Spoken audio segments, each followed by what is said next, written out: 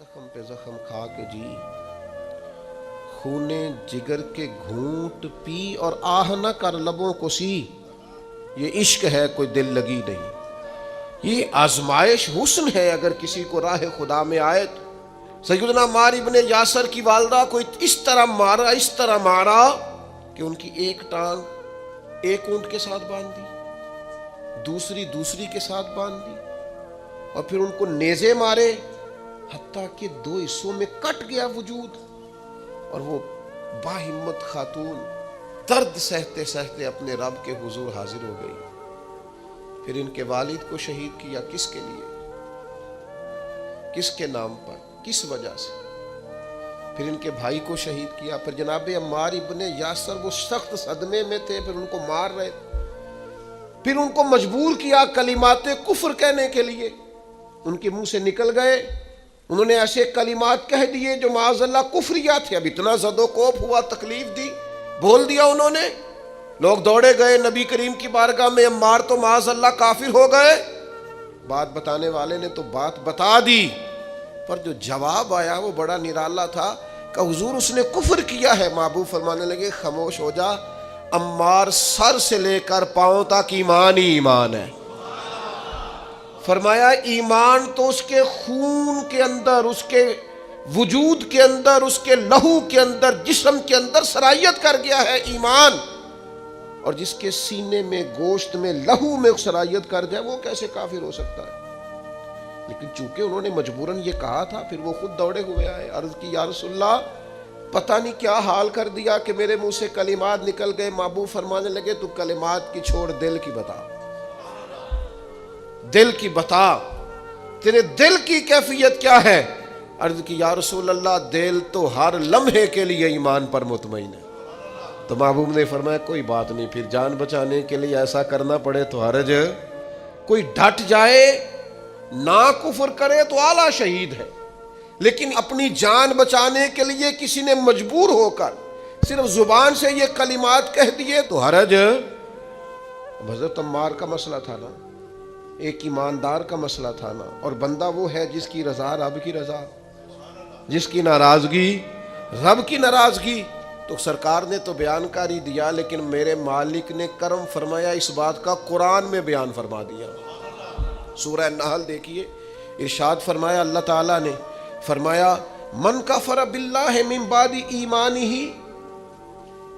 جو بھی اللہ کے ساتھ کفر کرے ایمان لانے کے بعد، الا من اکرہا، مگر وہ جو مجبور کیا جائے، وقلبہ مطمئن بالایمان، لیکن اس کا دل ایمان پر مطمئن ہو، مطمئن بالایمان، دل ایمان پر مطمئن ہو، لیکن مجبور کر دیا جائے اللہ کے ساتھ کفر کرنے پر، تو اس بندے پر کوئی حرج، ہاں حرج کس پر ہے؟ وَلَٰكِن مَّن شَرَحَ بِالْكُفْرِ صَدْرًا، جس کا سینہ اگر کفر کے لیے کھل گیا، مرتد ہو گیا اور جان بوجھ کر کفر کیا، تو فَعَلَيْهِمْ غَضَبٌ مِّنَ اللَّهِ، یہ لوگ اللہ کے غضب کے سزاوار ہیں۔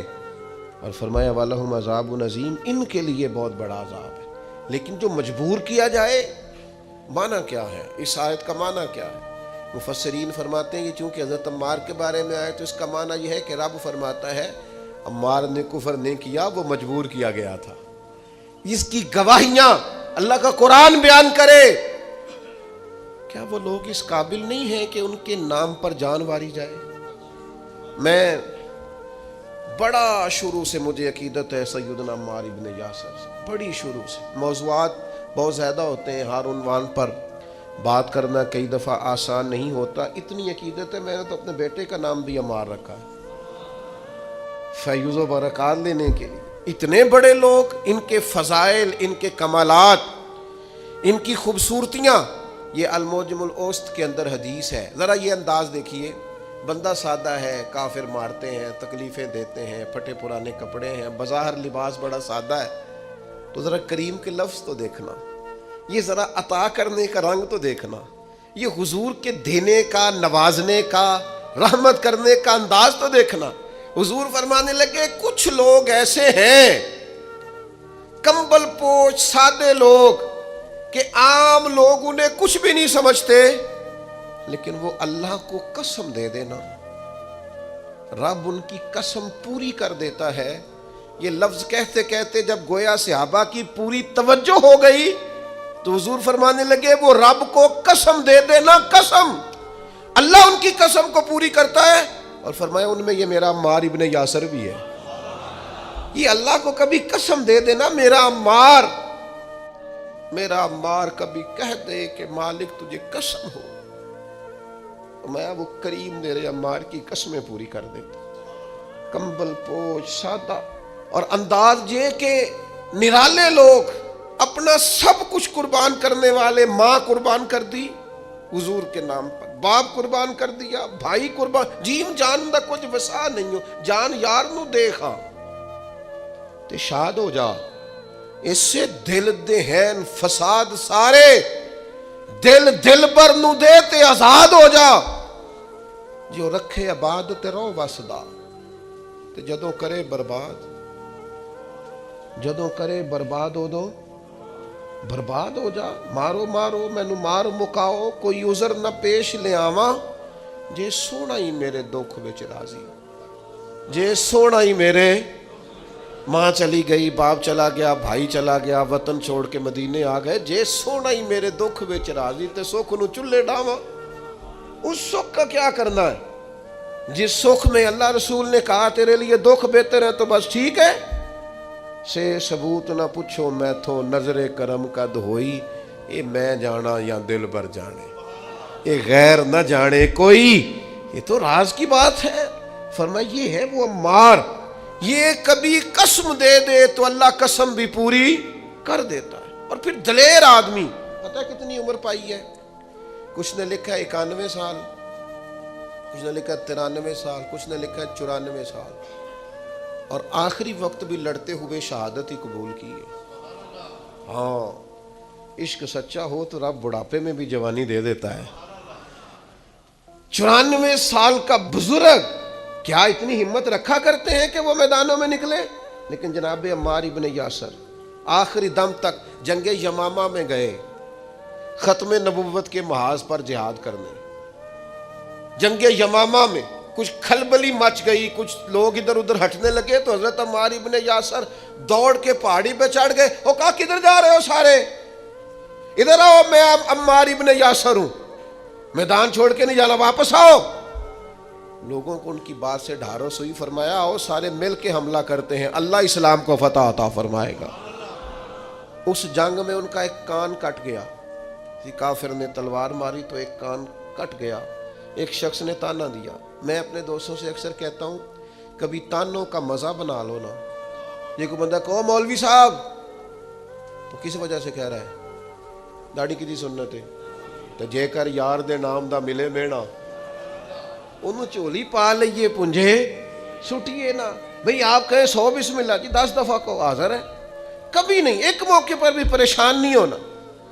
آپ کو اس کے نام کا تانا ملے تو صحیح، اس کا تو مزہ ہی بڑا ہے، اس کا سرور ہے، آپ لے کے تو دیکھیں، مزہ بڑا ہے۔ ہمارے ایک بزرگ تھے، استاد تھے، لوگ کہتے تھے ڈاڈے بڑے ہیں، تو ہم کبھی ان کے ساتھ گزرتے تھے یا وہاں سے ہو کے آتے تھے تو لوگ تانے دیتے تھے، آپ یقین کریں مزے کی بات ہے، وہ تانا دیتے تھے ہمارا دل ٹھنڈا ہوتا تھا۔ اسی کہنے تھا تو انہوں پتہ ہی نہیں، ہاں تو انہوں پتہ ہی نہیں کیا کہا تھا درویش نے، تے پوچھو نا انہوں جنہیں پیتی آ، پھر انہوں تے کی بیتی آ جنہ اج وچکارے توڑ دیتی، جئی نیتی جئی نا نیتی آ۔ یہ تو اسے پوچھ جسے اس درد کی لذت کا پتہ ہے، اس کے ذائقے کا جسے پتہ ہے، اس سے بات کر۔ ایک خاتون کا میں تذکرہ پڑھ رہا تھا، اس کا بیٹا اپنی اماں سے اکثر کہا میں تو میرے پیچھے ہی پئی رہی نہیں یار، ویلے ہے کھا لے کڑتا پا لے جراباں کی تنگ کیتا ہے، تو کسی دی زندگی ایڈی اوکھی نہیں کری دی۔ اس کہ پتر یہ اونی دیر نہیں پتہ لگنا جنی دیر تیرے بال نہ ہوئے۔ ادو پہلا سمجھ آنی تو خاتون کہنے لگی دعا ہے میری کہ میں تب تک زندہ رہوں، اور جب تجھے سمجھ آ جائے تو پھر تو مجھے بتائے کہ اماں میں نو آ گئی ہے، میری دعا ہے۔ تو پھر وہ موقع آ گیا، وہ بوڑھی کہتی ہے میں زندہ ہی تھی، اس کے بچے ہو گئے۔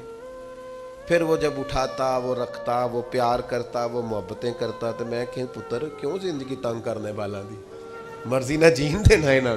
تو کہنے لگا اماں جی سمجھ، یہ نئی نسل ہے بنا تجربوں کے نہیں مانے گی، یہ تجربہ کر کے مانتے ہیں، تجربے سے پہلے ماننے کو تیار نہیں ہوتے۔ میرے عزیز، یہ جس کے دل میں عقیدت آ جاتی ہے، محبت آ جاتی ہے، زاویہ آ جاتا ہے، اس کا رنگ اور ہوتا ہے۔ آپ کو نہیں ہے، کوئی مسئلہ نہیں، کوئی پابندی نہیں، بیعت ہونا فرض نہیں، واجب نہیں، ضروری نہیں، آپ ایزی رہیں، نماز پڑھیں، عبادت کریں، حلال حرام کی تمیز کریں، کافی ہے۔ لیکن اگر کوئی کسی سے پیار کرتا ہے تو پھر آپ کو اعتراض بھی نہیں ہونا چاہیے، اس کا اپنا مسئلہ ہے، آپ کا۔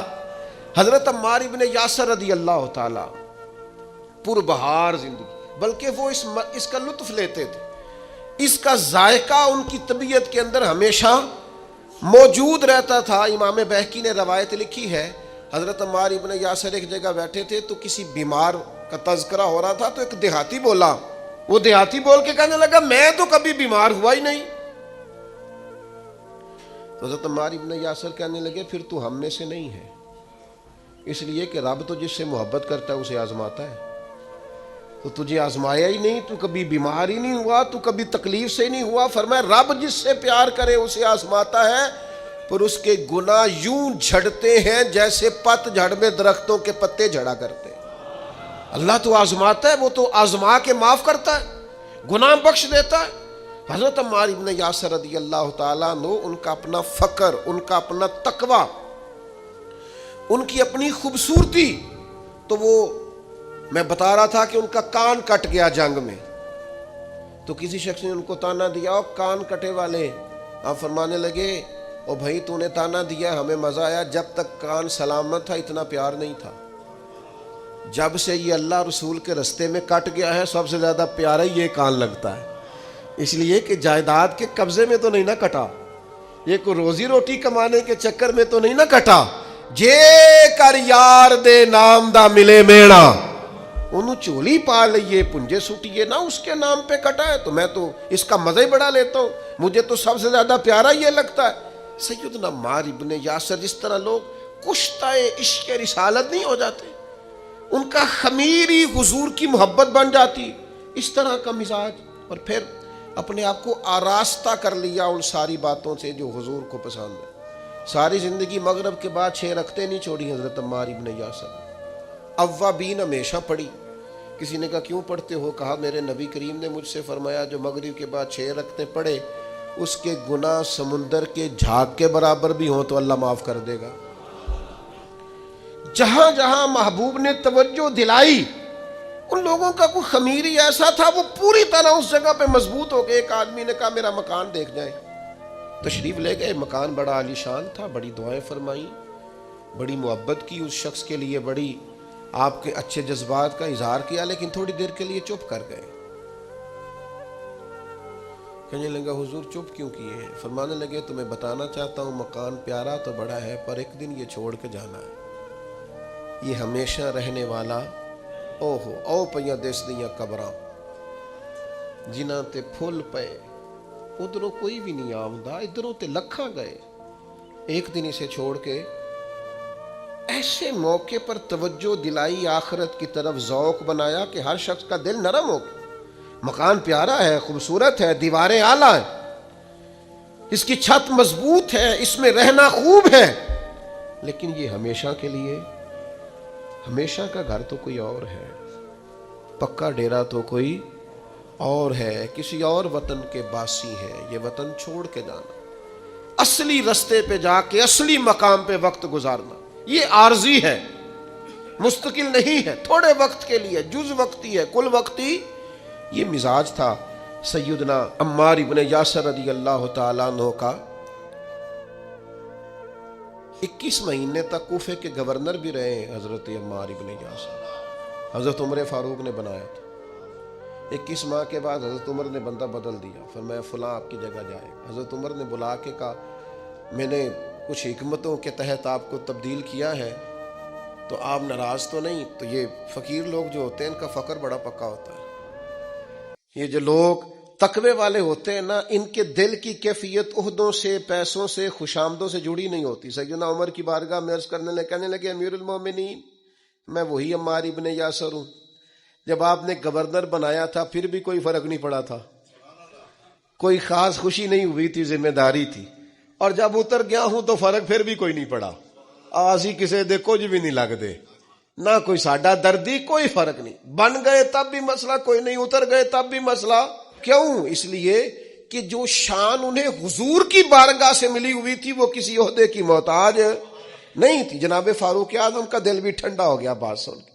حضرت عمار ابن یاسر، اور پھر ایک اور ان کے اندر عادت تھی، یہ آج کی میری گفتگو کا آپ نے یہ ایک حصہ ضرور یاد رکھنا، حضرت عمار ابن یاسر جیسے جلیل القدر آدمی سے یہ ضرور آپ نے بات سیکھنی ہے۔ ابن عساکر نے لکھا ہے، صاحب ابن عساکر نے فرماتے ہیں کہ سیدنا عمار ابن یاسر دیر تک خاموش رہا کرتے تھے، اکثر و بیشتر خوف خدا میں رویا کرتے تھے، اور آنے والے فتنوں سے پناہ مانگتے تھے، فتنے نہ کہیں گھیر لیں، آزمائش نہ ہو، اور دیر تک خاموش رہتے، دیر تک۔ یہ الگ بات ہے خاموش کھڑے رہتے ہیں، پھر بھی جو لوگ بڑے ہیں وہ بڑے رہتے ہیں، دیر تک اپنا آپ بتانا، اپنا آپ ذکر کرنا، بلا وجہ چھلکنا، اور بعض وزادار اور قابل قدر لوگوں کے سامنے کچھ ایسے معاملات کرنا جس سے طبیعت کا چھچورا پن باہر آئے، یہ وزادار لوگوں کی علامت۔ دیر تک کھڑے رہتے، دیر تک خاموش رہتے، دیر تک ان کی طبیعت لگی رہتی۔ سیدنا عمار ابن یاسر رضی اللہ تعالیٰ عنہ، پھر آپ حیران ہوں گے کہ حضرت عمار ابن یاسر رضی اللہ تعالیٰ عنہ کے ساتھ لوگوں کا رویہ کیسا تھا۔ ہر شخص ان سے پیار کرتا، ہر شخص کے دل میں ان کے لیے محبت جاگتی، ہر ایک ان کے لیے وارفتگی اپنے دل میں محسوس کرتا۔ نبی رحمت صلی اللہ تعالی علیہ وسلم نے پیار کیا تو یوں لگا جیسے حضرت عمار ابن یاسر کو جاگ کے ہی محبوب ہو گئے، جدھر جاتے محبتیں، پیار، خلوص۔ حضرت عمار ابن یاسر رضی اللہ تعالیٰ عنہ شہید ہوئے جنگ صفین میں مولا علی کا دفاع کرتے ہوئے۔